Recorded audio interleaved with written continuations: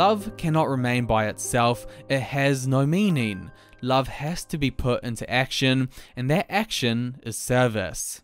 As Jesus said, "Whatever you do to the least of my brethren, you do it to me."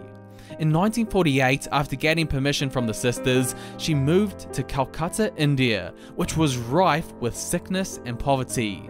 Here she would spend the rest of her life helping those who needed it most.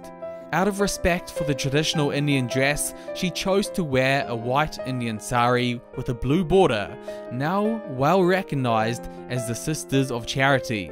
She got her medical training and she formed a home for the dying destitute, allowing people to now die with dignity. She formed a new congregation called the Missionaries of Charity. Their goal was to help the most unwanted, uncared for, and unloved people in the world. She started this with only a few fellow nuns, most of which were former teachers or pupils of the school where she was a principal at. Whilst taking care of the poor and destitute, they survived on minimal amounts of food and income, often having to beg for funds just to keep going. After a while, the great work that Mother Teresa and the Sisters of Charity were doing, they started to become more well known. Donations came in from India and from around the world, and Mother Teresa could now expand her work.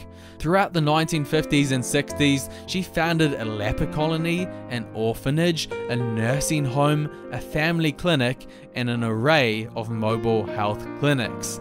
These help thousands, if not millions, of the most forgotten and downtrodden of society.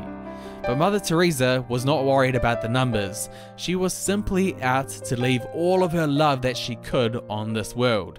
As she said, "It is not how much we do, but how much we love we put into the doing. It is not how much we give, but how much love we put into the giving." Her work earned her the Nobel Peace Prize in 1979 and the Bharat Ratna, the highest honour that the Indian government could bestow upon a citizen.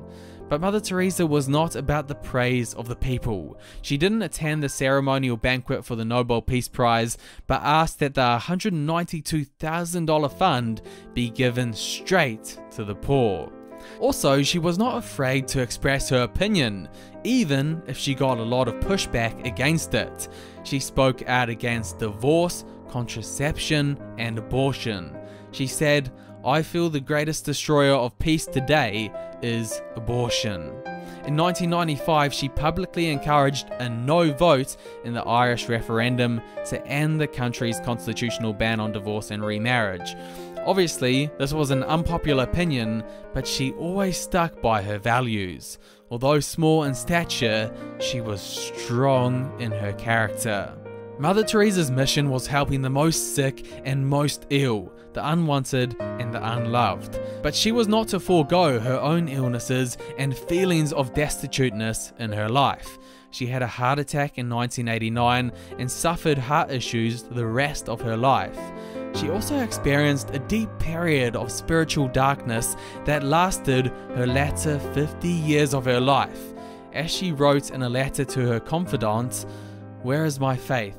Even deep down right in there is nothing but emptiness and darkness. My God, how painful is this unknown pain? I have no faith. I dare not utter the words and thoughts that crowd in my heart and make me suffer untold agony." She came to believe that she was sharing in Christ's passion, especially the moment when Jesus Christ himself cried out, my God, why have you forsaken me?" This has happened to quite a few saints, known as the dark night of a soul. Here, the devil tests one's faith. It doesn't mean you don't have faith, but it's the devil attacking you and Christ allowing it so that it purifies you more. This happened to Teresa, and she became one of the most influential saints in the world. By the time Teresa died, the Sisters of Charity had hundreds of centers with around 4,000 nuns and thousands of lay workers. On September the 25th, 1997, the sad day came where Mother Teresa died from her deteriorating health conditions. I say sad, but we should really consider this a happy day because this was the day one of our own went to heaven. Her acts of selfless love, selfless work for the unwanted, sick and uncared for has inspired millions to help those worse off than them.